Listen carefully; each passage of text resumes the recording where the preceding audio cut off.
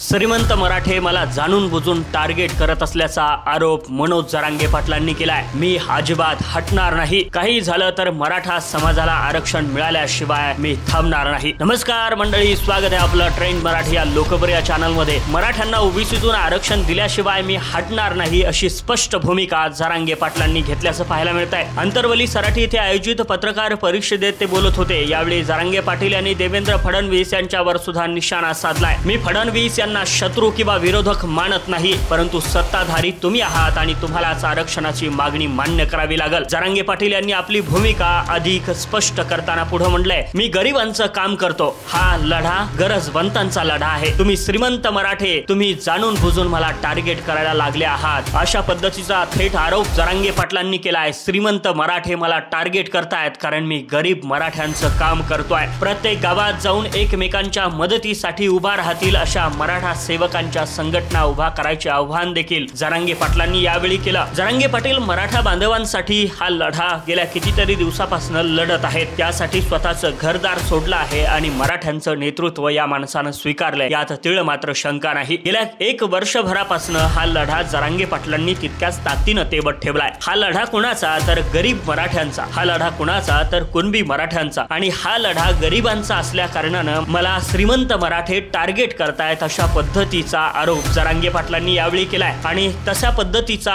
प्रत्यय सुद्धा आल्याचं पाहायला मिळतंय। जरांगे पाटलांना वेळोवेळी टार्गेट केल्याचं पाहायला मिळतंय। अनेक अडचणी त्यांच्या समोर उभा केल्यात आणि त्या अडचणी खरं तर जरांगे पाटील स्वतःच्या छातीवरती पेलत मराठा बांधवांचं नेतृत्व करताना पाहायला मिळतात। आंदोलनावरून त्यांनी सरकारवर देखील टीका केली आहे। आंदोलन कुणीही केलं तरी सरकारलाच मागणार ना, जनतेला नाही। त्याचबरोबर आमदार राजेंद्र राऊत यांनी केलेल्या विधानावर टीका करताना जरांगे पाटील म्हणाले की काही आमदार म्हणताय की मराठ्यांना ओबीसी आरक्षण नाही पाहिजे, तर त्यांनी हे काम करावं, दुसऱ्या कशाला काड्या करताय, अशा पद्धतीनं जरांगे पाटील राजेंद्र राऊत यांच्याविषयी बोलताना म्हणाले। जरांगे पाटील यांनी स्पष्ट केलं की तुम्ही जर प्रत्येक वेळेस आमच्यावर षडयंत्र करत राहाल तर जनतेच्या समस्याचे निराकरण कसं होईल। मी गरिबांचे प्रश्न मांडतोय आणि जर अहंकार वाटत असेल तर तो अहंकारच आहे। आंदोलनाच्या बाबतीत बोलताना त्यांनी सांगितलं की मराठा समाजाला ओबीसी आरक्षण मिळालंच पाहिजे, ही मागणी अधिवेशनात ठरवली जावी। जे आमदार मराठ्यांच्या मागणीकडे दुर्लक्ष करतील त्यांना समाजातून विरोध होईल